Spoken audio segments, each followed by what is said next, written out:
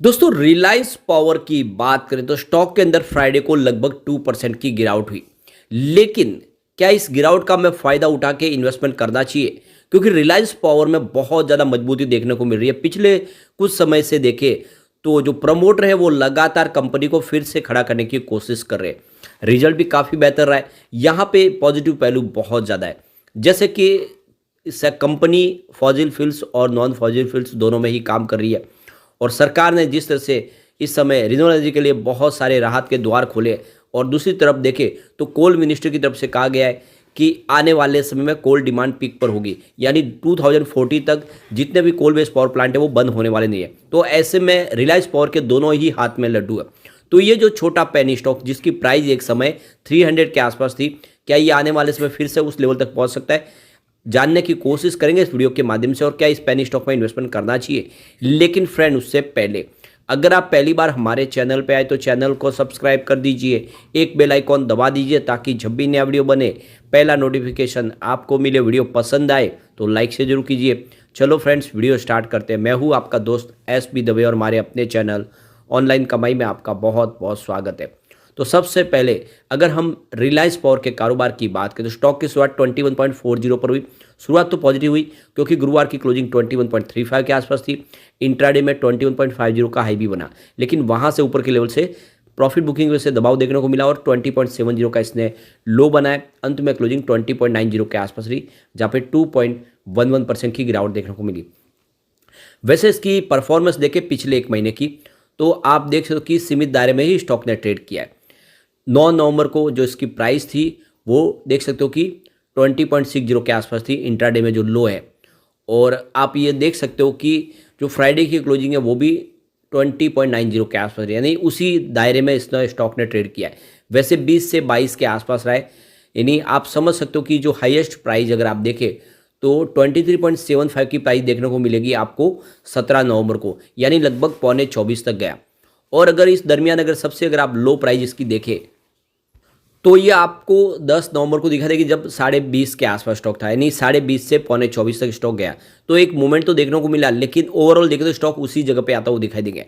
अगर हम इसको वीकली लेवल पर अगर आप चेक करें तो यहाँ पे आप देखो स्टॉक ने प्रदर्शन तो अच्छा किया है, क्योंकि 20 अगस्त को जो इसकी प्राइस थी वो 16.5 के आसपास थी और उस हिसाब से देखें तो इसने एक तेजी बताई। और आप ये देख सकते हो कि स्टॉक लगभग 24 सितंबर को 20 रुपये तक पहुंच गया। तो 16.5 से 20 रुपये का सफर तय किया काफ़ी कम समय में। अगस्त से सितंबर के दौरान इसने अच्छा प्रदर्शन किया, लेकिन उसके बाद अगर आप देखें तो अक्टूबर महीने में फिर से यहाँ पे गिरावट का माहौल बना। स्टॉक फिर से आप देखें तो 18 से नीचे आया और आप देख सकते हो कि 16.90 तक चला गया 29 अक्टूबर को।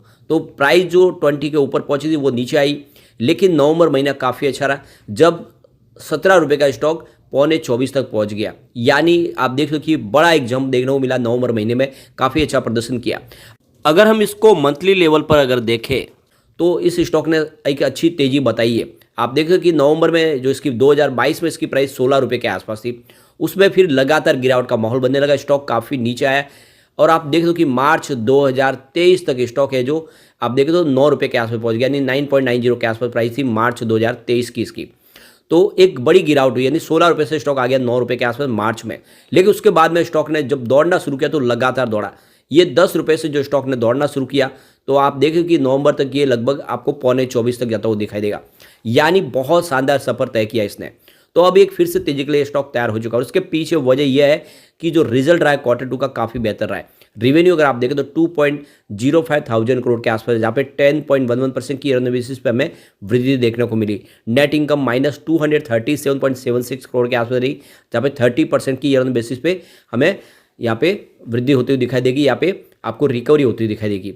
नेट प्रॉफिट मार्जिन -11.59% है, जहाँ पे 36% की रिकवरी हुई है। तो कुल मिला के देखें तो भले ही कंपनी इस समय लॉस में हो, लेकिन लॉस में कमी आ रही है, बिजनेस सुधर रहा है। अब इसके पॉजिटिव और निगेटिव पहलू को देख लेते हैं। तो पहला पॉइंट आपको पॉजिटिव दिखाई देगा और वो है एनुअल रेवेन्यू जो 2.55% रहा है, जो लास्ट ईयर 7,882 करोड़ के आसपास था। तो ये पॉजिटिव पॉइंट है। दूसरा पॉइंट भी पॉजिटिव और वो है क्वार्टरली रेवेन्यू, जिसमें 10.11% की वृद्धि देखने को मिली है, जो ईयर ऑन बेसिस पे 2,130 करोड़ के आसपास रहा है। तीसरा पॉइंट भी आपको पॉजिटिव ही दिखाई देगा और वो है एनुअल नेट प्रॉफिट, जिसमें 22% की शानदार जंप देखने को मिल रही है, जो लास्ट ईयर 470 करोड़ के आसपास रहा। अगला पॉइंट फिर से आपको पॉजिटिव दिखाई देगा और वो है क्वार्टरली नेट प्रॉफिट, जिसमें 30.12% की शानदार जंप देखने को मिल रही है, जो ईयर ऑन बेसिस पे 237 करोड़ के आसपास रहा। अगला पॉइंट फिर से यहाँ पे पॉजिटिव और वो है स्टॉक की प्राइस, जिसमें 37.05% की शानदार जंप देखने को मिल रही है।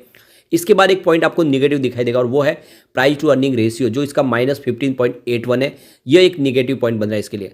फिर से एक पॉइंट निगेटिव बनेगा और वो है डेट टू इक्विटी रेशियो, जो 1.83 है, हायर देन 1 है, तो यह इसके लिए एक निगेटिव पॉइंट बना है। एक पॉइंट और निगेटिव बन रहा है और वो है रिटर्न ऑन इक्विटी यानी ROE, जो -4.05 है, लेस देन 10% है, तो यह भी एक निगेटिव पॉइंट बना है। लेकिन इसके बाद में एक पॉजिटिव पॉइंट और वो है म्यूचुअल फंड की होल्डिंग जो इंक्रीज हुई है, ये पॉजिटिव पॉइंट है। इसके बाद फिर से आपको निगेटिव पॉइंट दिखा देगा और वो है प्रमोटर शेयर होल्डिंग पैटर्न में प्रमोटर की होल्डिंग डिक्रीज हुई है, 24.49% के आसपास हुई है। तो ये जो प्रमोटर की होल्डिंग डिक्रीज है, इसके पीछे वजह है कि इन्होंने ऑथम इन्वेस्टमेंट फंड को इक्विटी जारी की है, तो इस हिसाब से देखें तो इसको पॉजिटिव पॉइंट ही गिन सकते हैं। इसके बाद अगला पॉइंट निगेटिव है और वो है इंटरेस्ट कवरेज रेशियो, जो 0.88 है, लेस देन 1 है, तो ये इसके लिए एक निगेटिव पॉइंट है। लेकिन अगला आपको पॉइंट पॉजिटिव दिखा दे वो है प्रमोटर के फिलहाल कोई गिरवी शेयर नहीं है, प्रमोटर ने अपने गिरवी शेयर को छुड़ा लिया है। तो यहाँ पे अगर हम पॉजिटिव पॉइंट की अगर टोटल बात करें तो आपको यहाँ पे देख सकते हो कि पूरे 7 पॉजिटिव पॉइंट दिखाई देंगे, और अगर हम बात करें निगेटिव पॉइंट की तो वो आपको 5 दिखाई देंगे। तो ये क्लियरली आप समझ ही सकते हो कि जो पलड़ा भारी है वो पॉजिटिव पॉइंट का है निगेटिव के मुकाबले। इसका मतलब देख सकते हो कि इसकी प्रदर्शन में आपको एक शानदार एक बढ़ती हुई वृद्धि दिखाई देगी। और वैसे अगर आप देखें इसके प्रदर्शन को, इसको अगर हम BSE पावर और इसको स्मॉल कैप के मुकाबले अगर कंपेयर करें तो आप देख सकते हो कि 10 साल के हिसाब से रिलायंस पावर ने 11% का निगेटिव रिटर्न दिया है। लेकिन यहाँ पे देख सकते हो कि आपको पावर इंडेक्स के अंदर 11% की तेज़ी दिखाई देगी और स्मॉल कैप के अंदर 20% की तेज़ी दिखाई देगी। तो लूजर आपको रिलायंस पावर दिखाई देगा।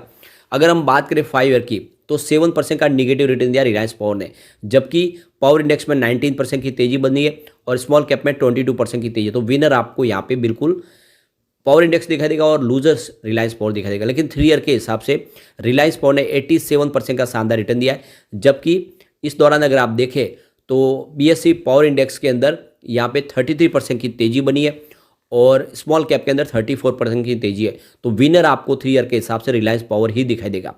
अगर हम बात करें 1 ईयर की तो रिलायंस पावर ने 37.50% का पॉजिटिव रिटर्न दिया है, जबकि पावर इंडेक्स में 3.02% की तेजी बनी है। स्मॉल कैप के अंदर 37.85% का पॉजिटिव रिटर्न है। तो दोनों का रिटर्न सेम ही है, स्मॉल कैप और रिलायंस पावर का रिटर्न एक जैसा है, दोनों ही यहाँ पे ठीक प्रदर्शन किए। 3 मंथ के हिसाब से देखें तो रिलायंस पावर ने 20% का शानदार रिटर्न दिया है, जबकि पावर इंडेक्स में 8% की तेजी बनी है, स्मॉल कैप में 10% की तेजी है। तो विनर आपको रिलायंस पावर दिखाई देगा। 1 मंथ की बात करें रिलायंस पावर ने 22% का शानदार रिटर्न दिया है, जबकि पावर इंडेक्स में 8% की तेजी बनी है। और अगर हम स्मॉल कैप की बात करें यहाँ पर भी 8% की तेजी है। तो 1 मंथ के हिसाब से भी आपको विनर रिलायंस पावर ही दिखाई देगा। ईयर टू डेट के हिसाब से रिलायंस पावर ने 45% का शानदार रिटर्न दिया है, जबकि पावर इंडेक्स में लगभग 8% की तेजी बनी है, स्मॉल कैप में 37% की तेजी। तो यहाँ पर भी सबसे शानदार जो रिटर्न दिया है वो आप देख सकते हो कि रिलायंस पावर ने ही दिया है। अब रिलायंस पावर में देखें तो इस समय प्रमोटर की होल्डिंग 24.50% के आसपास है। FI का इन्वेस्टमेंट यहाँ पे बड़ा है, आप देख सकते हो कि 7.34% होल्डिंग थी जून में, जो सितंबर में 7.66% हो चुकी है। DI का निवेश भी बड़ा है, 3.17% होल्डिंग थी जून में, जो 5.16% हो चुकी है। गवर्नमेंट की होल्डिंग यहाँ पे अनचेंज है, 0.01% के आसपास। जनरल पब्लिक की होल्डिंग घटी है, 64.49% होल्डिंग थी जून में, जो सितंबर में 62.67% के आसपास आ गई है। तो ये शेयर होल्डिंग पैटर्न का इशारा है कि लॉन्ग टर्म का नजरिया लेकर निवेश करें। जिस तरह से सरकार की तरफ से इस सेक्टर को बेनिफिट दिया जा रहा है, ये स्टॉक वाकई में एक बड़ा मल्टीबैगर बन सकता है। तो नजरिया सिर्फ लॉन्ग टर्म का होना चाहिए, आपको इसमें इन्वेस्टमेंट करना चाहिए। लेकिन फ्रेंड, कोई भी इन्वेस्टमेंट करने से पहले अपने फाइनेंशियल एडवाइजर से बड़े ले ले या अपना खुद का रिसर्च करें, क्योंकि मैंने वीडियो आपके एजुकेशनल पर्पज के लिए ही बनाया। वीडियो पसंद आए तो लाइक शेयर जरूर कीजिए और चैनल को सब्सक्राइब कर दीजिए। Thank you friend.